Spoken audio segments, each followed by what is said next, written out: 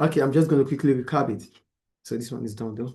So for capital and revenue expenditure, we have capital expenditure, revenue, or capital income. We have revenue expenditure, we have revenue income. The difference between them is this. For capital expenditure, like I said earlier, it simply means you are spending on capital goods like equipment, fixed assets, machinery. These are capital expenditure. The cost you incur in the cost of building or setting up your business is part of capital expenditure. Installment is part of capital expenditure. We have capital income. When we talk about capital income, we are talking about the income we receive from the sales of our assets. That is capital income. Then we have revenue income. Revenue income involves income that arises from the day-to-day transaction. Maybe you sell tickets, maybe discount received, investment income. These are revenue income. They come on day-to-day activities. Then we have revenue expenditure. So revenue income is on receipts. The revenue expenditure is on payments. So day-to-day spending on running the business or the company is revenue expenditure. Purchases of goods for resale is a revenue expenditure.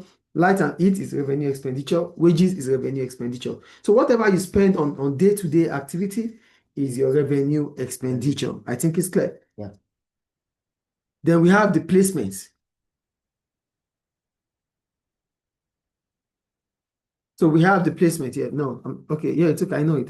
So we have the placement. Okay, yeah, it's here. So for the placement, in the final account, we have, like I said earlier, we have capital expenditure, capital income, we have revenue expenditure, revenue income. So whatever involves capital, both capital income and capital expenditure, they are recorded in the balance sheet or statement of financial position.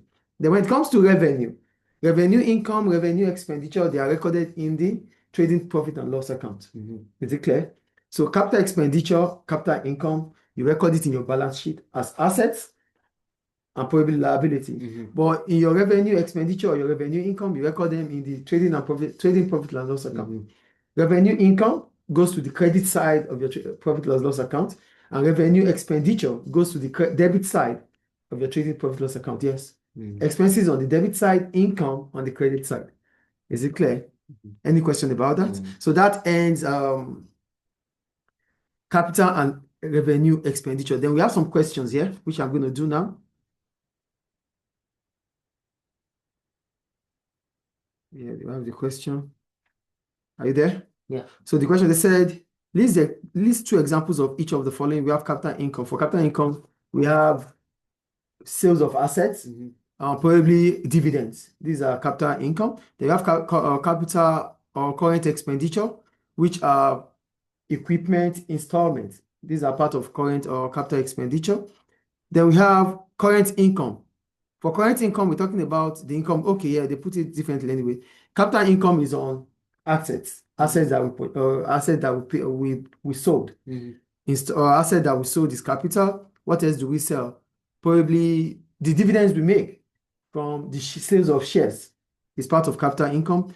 The current expenditure, these are expenses for day-to-day running of the business. Then we have current income. These are receipts for the day-to-day activities. And we have capital expenditure, which are spending on fixed assets. I think they are clear. Any question about that? Okay.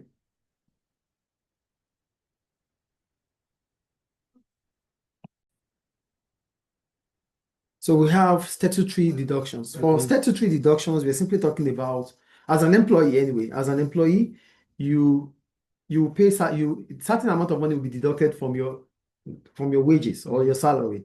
So those ones that are compulsory, that it's inevitable. We call them statutory deduction. That means they are compulsory and it is legal that it has to be paid. It has to be deducted from your wages. That's what we call statutory deduction. So here I go. Statutory deduction these are compulsory deductions that must be paid by employees through their employer. So you pay this amount of money. This deduction is done from your salaries. Who give you salary? Your employers. So this deduction will be done from your gross pay. So we have three forms of statutory deductions here. We have payee, we have PRSI, and we have USC. The payee, that's pay as you earn. It's an income tax. We have pay-related social insurance. It is also compulsory, and we have the universal social charge. So all these payments are statutory deduction, which have to be deducted from your salary. That's your gross pay. I think it's clear. Yeah. So For payee, I wrote, this is method of paying income tax from employees, wages and salaries.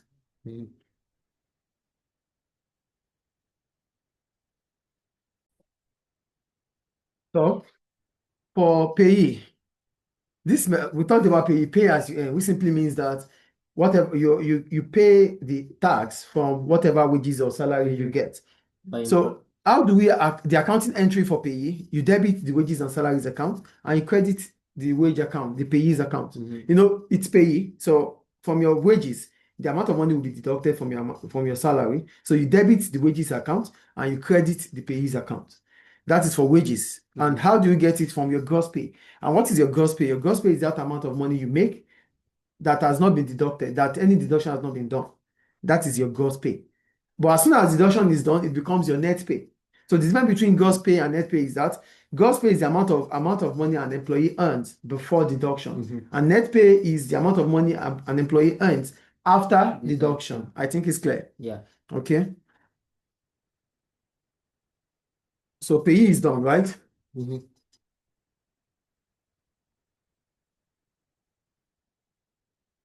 PRSI. Yeah. So for pay-related social insurance, PRSI, it is the amount payable by employers and employees to cover the employee's entitlement to social welfare service. So your social welfare service, that means your entitlement after working. So your entitlement, you start contributing certain amount, they start deducting certain amount of money from it. But not only from you, your employers will pay and you will also pay. So it is both employers and employee that pays the pay-related social insurance. Do you get it? Yeah. Okay, it's the state pension anyway. So for the universal service charge, it is a tax paid by employees and it is deducted by the employer. So for your universal service charge, your employer will deduct it from your payments. For the accounting entries for both of them, you debit wages account, you credit the relevant PRSI account or USC account. You get it? That's the accounting entry. Any question about statutory deduction? No. Statutory deduction, like I said earlier, these are deductions that are compulsory and to be taken from employees' account from the employers. Clear? Clear, right? Yeah. Okay. Then we have voluntary deduction. For voluntary deduction, it is optional for an employee. So it's either you choose, you make decisions about it. They cannot force you To pay. to deduct, they cannot force you to pay or contribute on it. So they are voluntary. So for voluntary, these are deductions that employees may choose to pay, not to pay, or not to pay from their salary. So it depends on you if you want it or not. Examples of voluntary deductions are the health insurance, private pension contribution. They said private pension contribution, trade union subscriptions. Trade union is optional. You could choose not to be a member of trade union. If you are not a member of trade union, you don't have to pay their subscription. Then savings scheme. You choose to save, you choose not to save. So these are voluntary deductions. But as soon as they occur, you have to record them. They have their own accounting entries too. You debit wages account, you credit health insurance account, pensions account, whatever the relevant voluntary account is there for you to contribute on. So here you debit wages and salaries account, you credit relevant account for voluntary deductions. So that is for voluntary deduction. So either ways, statutory deduction, you credit all the relevant accounts. Voluntary deduction, you credit all the relevant accounts. You debit wages account for either of the two. Is it clear? Yeah. Any question about voluntary deductions now? No. Good.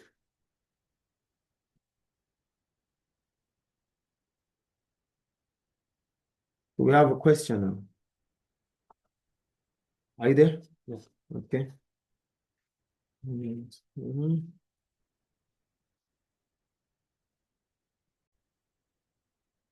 have a question here. They said the following details were taken from the books of Law Limited for the month of March. The gross pay, employers, pay related, social insurance, health insurance, payee, pay as you earn, employees, PRSI, USC, pension contribution. They said required, name 2 statutory deductions and 2 voluntary deductions in the account of Law Limited. That's the first question. The statutory deduction we have here are the payee and the PRSI. Yes or no? Good. So then we have, that's for question A. Then for the voluntary deductions, we have pension contribution and health insurance. I think they are clear. So that's for the first question. I think I did that helps.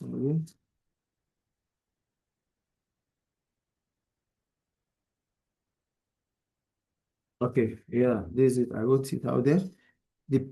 For the question A, PE and PRSI, that's statutory deduction SD. I represent it with SD. Then we have health insurance and pension contribution. I represent it with VD, voluntary deduction. I think it's clear. Okay. Now, the other question says we should prepare the wages book, right? So for the wages book, we're just going to make a table where we have the date, which is March. This is we have date, which is March, the name of the company for all employees anyway. Then we have the gross pay, the amount of money paid for the gross pay. That's gross pay, which is 92,000. It is gross pay because deduction has not been done. So 92,000. Then we have the payee, which is 24,000. We have 8,000, which is for PRSI and USC for the employee. Is that for the employee? Yes. We have the pension, which is 10,000. We have health insurance, which is 2,000. We have the total deduction. How do we get the total deduction? 92,000 minus 24,000 minus 8,000 minus 10,000 minus 2,000. That is 44,000. So the total deduction that was done is 44,000. So how do we get our net pay? Net pay is gross pay minus total deduction. Do you get it there? So the gross pay is 92,000 and the total deduction is 44,000. So our net pay is 48,000. Then the employer's PRSI will be added. I think it's clear. So this is how to prepare the wage book for the company. Any question about that? Good. Now they said in the next question says we should prepare the relevant ledger account. Now that we have prepared the wages, remember that the entries will be debit the wages account and credit all the relevant accounts. Yes or no? Yes or no, please? Okay, good. So debit all the what? You credit all the relevant accounts. You debit the wages account, you credit all the relevant accounts. Yeah, we said that already. Yeah, for the relevant account, you debit as soon as deduction is done, we're going to have wages account and statutory, both statutory and voluntary deduction accounts. So what is the accounting entry? You debit the wages account. Look at the wages account now. So this is the wages account, right? We have the bank. That is the net pay, which is this 48,000, right? Net pay 48,000. Net pay is 48,000. Payee is 24,000. This is the debit side of the wages account, right? Bank 48,000, which is the net pay. Payee 24,000. PRSI and USC 8,000. Pension is 10,000. Health insurance is 2,000. Employers PRSI 5,000. So the total amount of money is 97,000. I think that is clear. Yeah. So that is the wages account which has been debited. Now remember the double entry principle. For every debit entry, there must be a corresponding credit entry. So all these transactions that we've debited in the wages account, we have to open a credit entry for the relevant account. So for bank it's 48,000. So the bank account now on the credit side, for every debit entry of bank, there will be a credit entry of bank on the credit side. So now for the bank account, we're going to have wages as the details. This date is still March for 48,000. The debit for 48,000 under wages, which is bank, is now a credit under bank, which is wages. I think it's clear. Is it clear, please? Then we have payee's account. For payee's account, also on the credit side, for 24,000. The details will be wages. For PRSI and USC, we have two. We have for the employers and the employees. For the employer, it is 5,000. The employees, 8,000. So the total for PRSI, USC account is 13,000. Bank on the credit side, bank will have a credit entry. Payee will have a credit entry. PRSI, USC will have a credit entry. Health insurance will have a credit entry. Pension will also have a credit entry. So for pension, we have the credit entry, which is also wages for details, and health insurance, the credit entry for wages. So that's how to prepare accounts for deduction. So we have the payee, which is a statutory deduction, PRSI, which is also a statutory deduction. Bank is the net pay, and what else do we have? Both are voluntary deduction, the pension account and health insurance.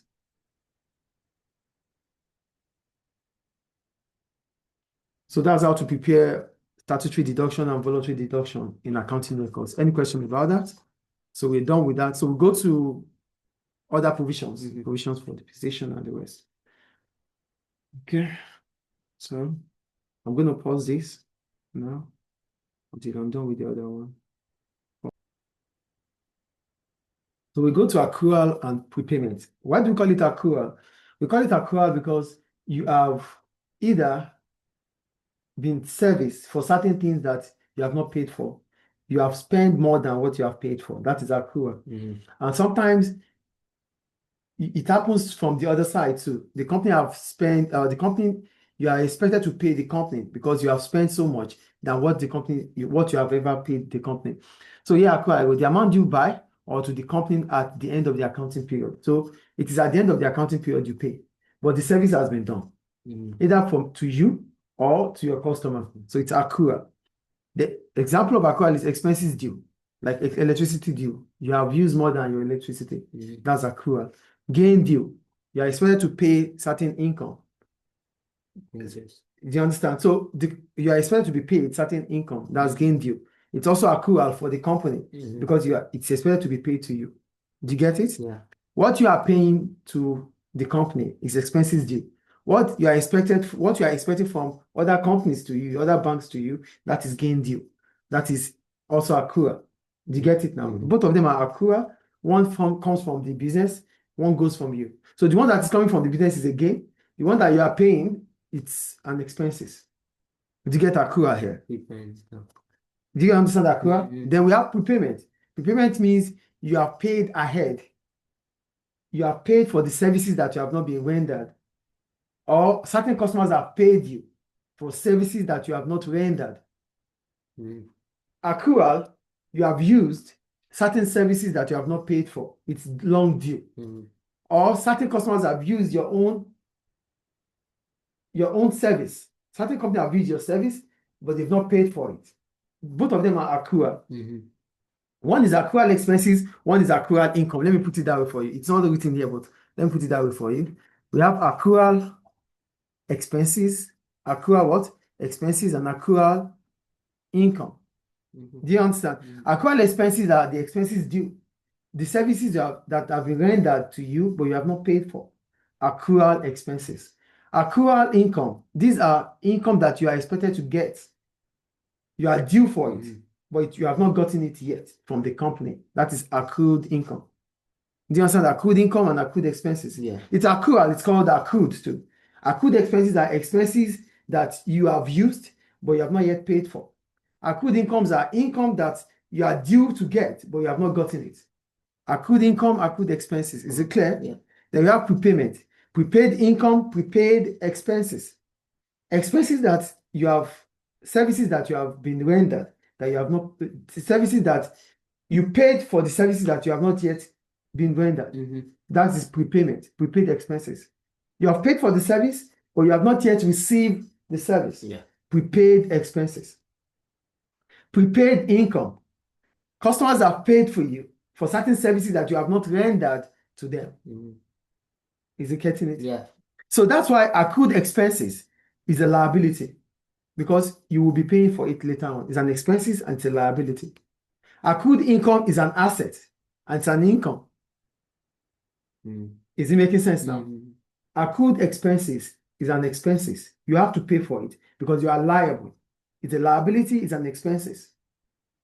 Accrued income is an asset and it's an income. Did you get it here? Does it make sense or not? So for accrued income, look at it here. Expenses due. This is accrued expenses. It's a liability. You subtract it from your trading profit loss account because it's an expense. You take it away from your gross profit. Do you get it? Expenses prepaid. Expenses prepaid. These are expenses. Okay, now, okay, let's take it one. It's okay anyway. I want to take, okay, accrued, okay. At the beginning of the accounting year, expenses due. This is accrued expenses. It's a liability. It goes to your balance sheet. In your statement of profit or loss account, you minus it from your gross profit. Accrued expenses. Prepaid expenses is an asset. It will go to your current account. It will be part of your current asset in your balance sheet. Your current asset in your balance sheet. Expenses due, which is accrued expenses, is a liability. It goes to your current liability. Expenses prepaid is an asset. It goes to your current asset, and it is added to your profit, to your gross profit. Accrued expenses will be minus from your gross profit. Accrued prepaid expenses will be added to your gross profit because it's income. Do you get it? The gain due, that is this is accrued income now. Gain due, accrued income. It's an asset for you because it's expected to be paid to you. Yes or no? You subtract it from your profit or loss account. Gains prepaid. Gain that is prepaid income. Prepaid income. That's gain prepaid. Prepaid income. So your prepaid income will be what? Is a liability. Gains here is being prepaid. So it's a liability and you add it. You add it to your trading profit and loss account. It's a liability. You have to pay it. They've paid you for what is not yet to be done. Do you get it? Yeah. So you are still going to do the job, but you have been paid for it ahead of time. So it's a liability for you. When you paid others, it's an asset for you. When others pay you ahead, it's a liability for you.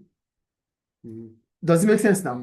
When you pay others, it's an expenses you minus. When others pay you, it's a liability you had. You add it to your profit and loss account. You add it to your gross profit. But when you pay people, you less it from your gross profit because it's an expenses for you. It's an expenses and at the same time asset. These are gains that are due. Do you get it? Yeah. Gains prepaid. It's a liability for you, and you have to add it. Is it clear now? Yeah. Okay. Then at the end of the year, what do I do at the end of the year? Okay. At the end of the year, expenses due. The expenses that you have incurred, you've not yet paid for them. Accrued expenses is a liability. You add it to your profit and loss account. Expenses prepaid. The expenses that you have paid ahead of. So it's an asset for you. You minus it because an expenses for that year. Expenses prepaid. That's prepaid expenses. You are paid ahead of the service. So it is an asset for you. Yeah. But it is subtracted from your trading profit loss account. Gains due is an asset for you because you will receive it. But you add it also to your profit and loss account because an income. Gain prepaid. They've paid you, they've paid you income that you have not yet received. So it's a liability, you subtract it because an expenses. Do you get it? Yeah. Prepaid income means you are paying certain individuals ahead of time. It's a liability for you. And it's a liability and at the same time an expenses for you. So you take it away. Do you understand the difference here? There's prepayment, there's accrued. Accrued means either accrued income, which is an income that you are expecting to get. Accrued expenses, these are expenses that you have, the services that you have been rendered to, but you have not paid for it. Prepaid income, payment that you have made ahead. Prepaid expenses, expenses that you have paid ahead of time for. The prepaid income comes from your customer to you. You've received it.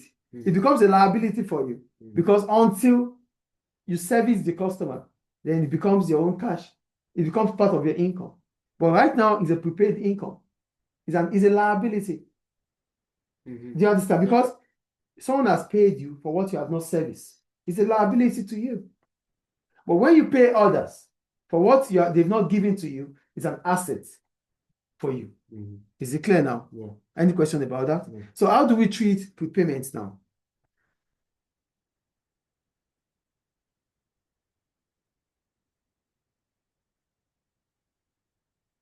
So we have a question here.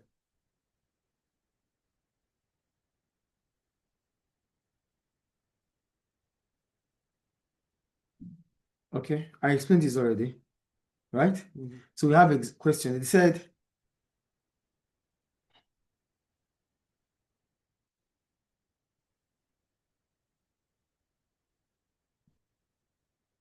James Bond pays rent twice yearly on 1 April and 1 October. On 1/1/2024, the rent payable account showed a prepayment of €800.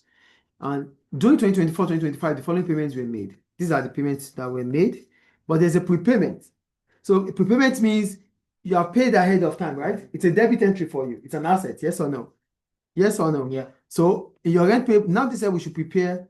They said show Boland's rent payable account for the 2 years, 2024 and 2025. Now, we have a rent payable account, right?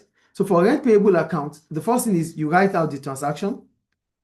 Question, April 1 and October 1. The rent prepaid is 800. This is prepaid. So it's going to be in the debit side because the balance brought down, right? April 1, 1,008 was paid for 2024. October 1, 1,008 was paid for 2024. April 1, 2025, 2,000. October 1, 2025, 2,000. These are the payments that were done for the four payments, for the 4 installments, payment from 2024 to 2025. So we're told to prepare a rent payable account. So the first thing is the debit side of our rent payable account, we're going to have 1/1/2024, which is a prepayment, 800. I think that one is clear. On 1/4/2024, 1/4/2024, 1,800 was paid. You debit rent account, you credit bank account. When you open your bank account, you credit it because the bank account will be paying rent account. Get the point here? There are 2 transactions here, but they told us to only prepare rent account. If we are supposed to prepare rent account and bank account. So for the bank account is giving us cash to the rent account. So that is why rent account is receiving it. So you are debiting rent account for bank and you are crediting the bank account for rent. Do you get what I'm saying or not? So 1 April 2024, 1,800 was paid with bank. So debit entry is 1,008. 1/10/2024, another payment was made, 1,800. So the total payment was the 800 that was prepayment, the prepaid, 1,800, 1,800. So the total is 4,400. That is the total amount paid. Now, in our profit and loss account, remember the profit and loss account, what is the entry in the profit and loss account? The amount, the expenses in the profit and loss account will be here. From 1st of April, so first, how much is the rent per month? This is 1,800, right? So for 12 months, it is 300. That's from 1st of April for each month. When you calculate it, it is 300 per month. Rent payable is what? 300 per month. How do we know that? From 1st of April to October, that's May, June, July, August, September, October, 6 months. So within 6 months, you paid 1,800 for 6 months. So 1,800 divided by 6, that's 300 per month. So rent payable is what? 300 per month. Do you understand the first point there? So from 1st of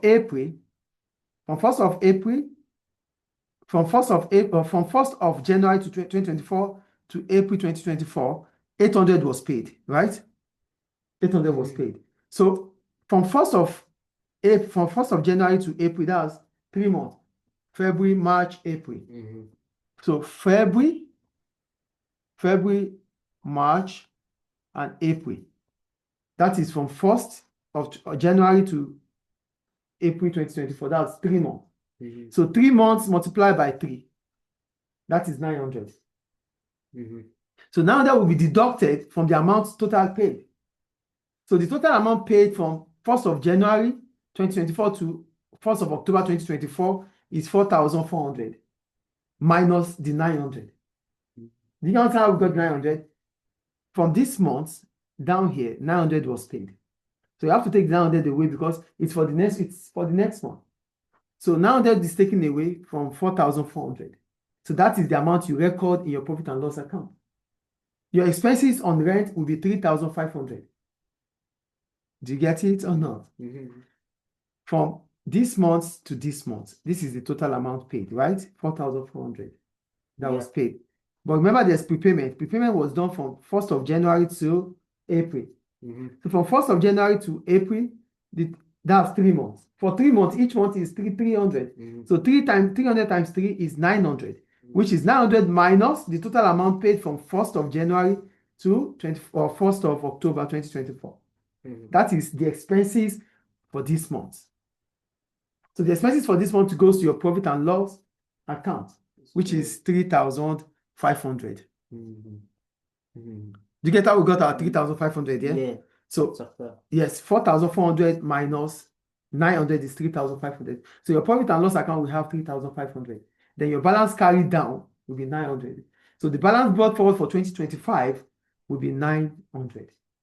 Is it clear? Yeah. Do you get it or not? Okay. Now, this is for 2024 going to 2025. So for our 2025 account, our balance brought forward. Normally, it's supposed to be balance brought down, as it is here, as balance brought down. But because I stopped the account, I'm making a new account. I'm not going to use balance brought down. I'm going to use balance brought forward. If the account continues from here, it will be balance brought down. But because I'm opening a new ledger, so instead, I won't write balance brought down. I'll write what? Balance brought forward. Because I did not continue. If it was continuous like this, it would balance brought down. But my balance carried down is balance brought down here. But for me, it is what? Balance brought forward. This balance brought down becomes balance brought forward here. Because I'm creating a new ledger. It ended here. So when you are creating a new ledger, you use balance brought forward, not balance brought down. Do you understand what I'm saying here? So our balance brought forward is 900 now, right? For 2025. So our payments for 2025 are 1st of April 2025, 2,000. 1st of October 2025, 2,000. Bank 2,000, bank 2,000, making 4,900. Yes or no? Yeah. So 4,900 minus 3,900 that was paid, because you have to take it away, is our balance carried down for 2025 December. 4,900 was for 2025. Yeah. The profit and loss for 2025 is 3,900. So 4,900 minus 3,900 is our balance carried down, which is 1,000. So the balance carried brought down for 2026 will be 1,000. So for 2026, your prepaid will be what? 1,000. Is it clear? Yeah. Any question about it? Or should I explain it again? No. Are you sure you got what we did here? Yeah. So the point is this. The transaction up, there's a prepayment from 1st of April to 2020, from 1st of April, from 1st of January 2024 to 1st of April 2024. These are 3 months. Each month is 300. 300 times 3 is 900. 800 was paid, 1,800 was paid, 1,800 was paid. The total paid was 4,400 for 2024. But 2024 has a prepaid. So going to 2025, we take 4,400 away from the amount paid before the beginning of the accounting year, which was April 1. So that was 900. So 900 minus 4,400 is what we record in our profit or loss account as expenses, which is 3,500. So 3,500 plus 900 gives us the 4,400. So your profit and loss account is 3,500. Your balance carried down is 900. So the balance carried down of 2024 December will be balance brought down for 2025, which is 900. But I did not try balance. Yes, balance brought down, but because I did not continue from here, I continued from a new ledger. I opened a new ledger. I'm not going to write balance brought down anymore. I write balance brought forward. So 900. The payment of October, the payment for 2025, the payment for 2025, done. Minus the expenses of 2025. The balance carried down is 1,000. And that is how we got the 1,000.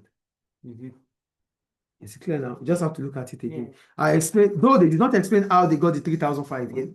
They did not explain it here. It's not explained. It's not explained. They did not explain how they got the 3,005. Yeah. But that's the explanation now. Okay. Is it clear? Yeah. Any question about that? Good.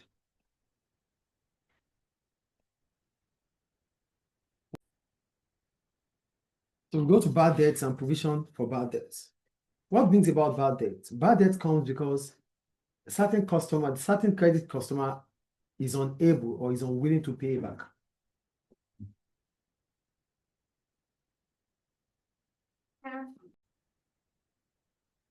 So bad debt occurs when a debtor is unable to pay back.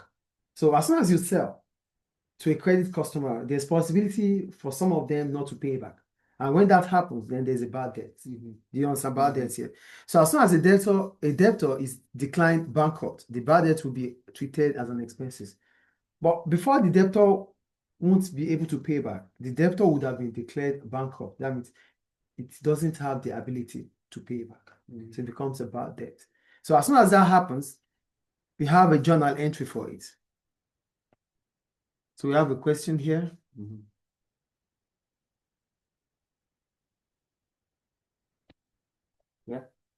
Yeah, that's the question.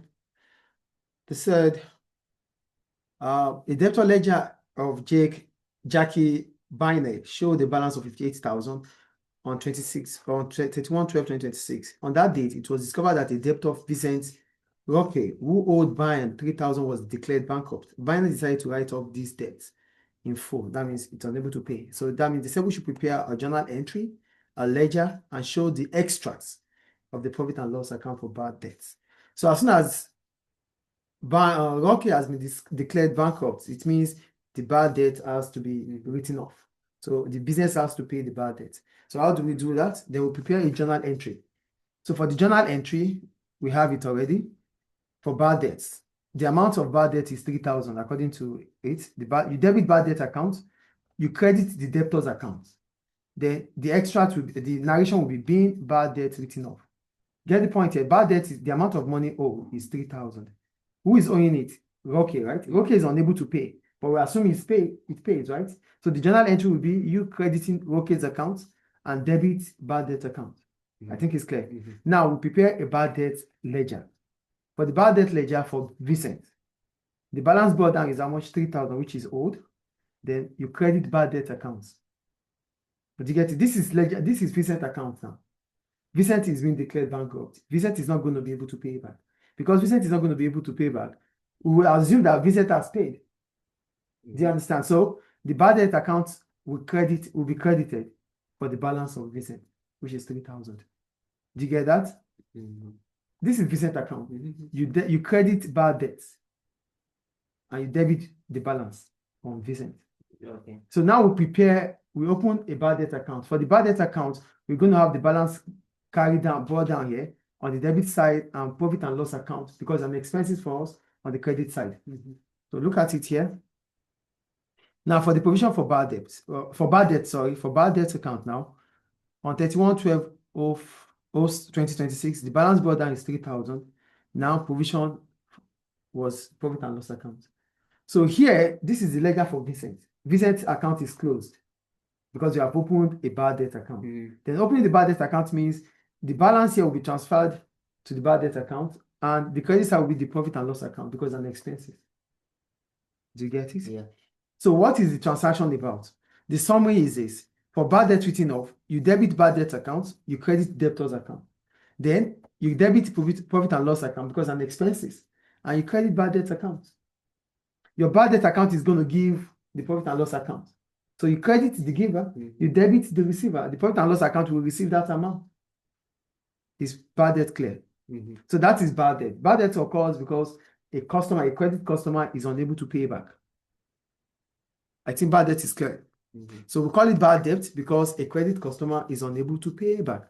So in that account, the summary of the account is you debit bad debt account, you credit the debtor's account, the creditor that is the customer that is unable to pay, you credit it.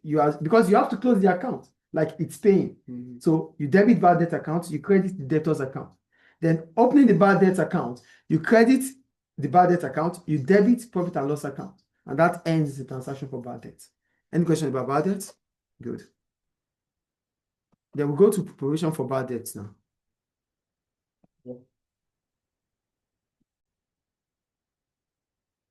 So for provision for bad debt, here you are because as soon as you make a payment, as soon as you make a payment, as soon as you sell to a customer, as soon as you sell to a credit customer, it is important for you to make provision for it. That means you are following the accounting principle of prudence. So it means as soon as some customers will not be able to pay back, then that means you have to make provision for bad debts. So making provision for bad debts means you are creating a new provision for bad debts or you are using the old bad debts. So this will depend on how much the credit customer is unable to pay back. Do you understand what I'm saying?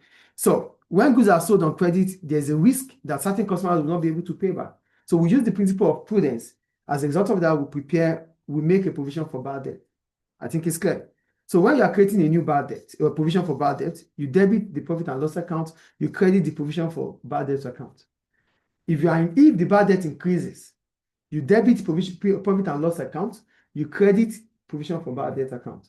But if your bad debt is reducing, you debit the profit and loss account, provision for bad debt account, you credit profit and loss account because it reduces. When it reduces, it increases your income. When it increases your expenses. Does it make sense or not? Yeah. Okay.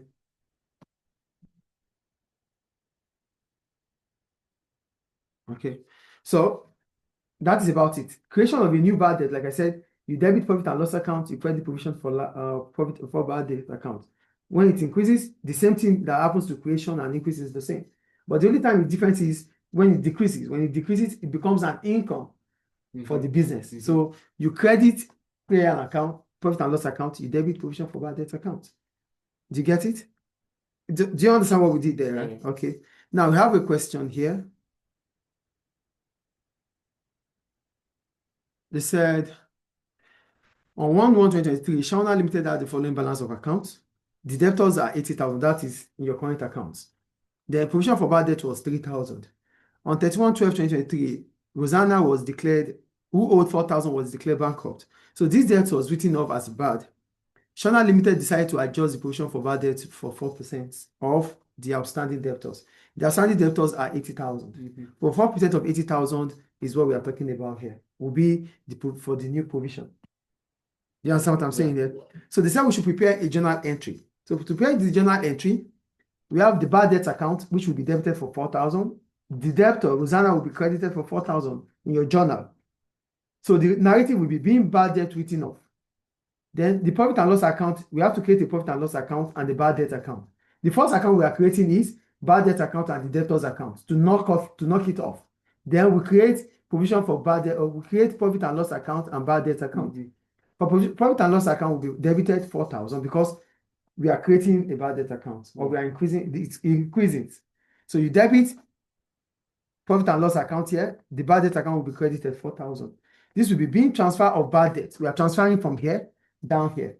Being transfer of bad debt account to profit and loss account. Then the provision for bad debt. How much is the provision for bad debt? We don't know. We check. The new provision is, to get the new provision, it is 80,000 minus 4,000, which is 76,000. Divided times 4%, right? They said 4% adjustments. So 4% of 80,000 for 76,000 is 3,040. So our old provision is 3,000. So new provision minus old provision is the provision for bad debt. So which is 3,040 minus 3,000. So the 40 euros is the provision for bad debt. 40 euros. Yeah, 3,040 minus 3,000. Yeah. The new provision is 3,040.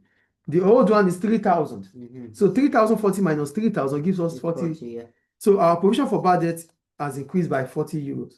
So the last journal is provision for bad debt, which is going to be on the credit side, 40.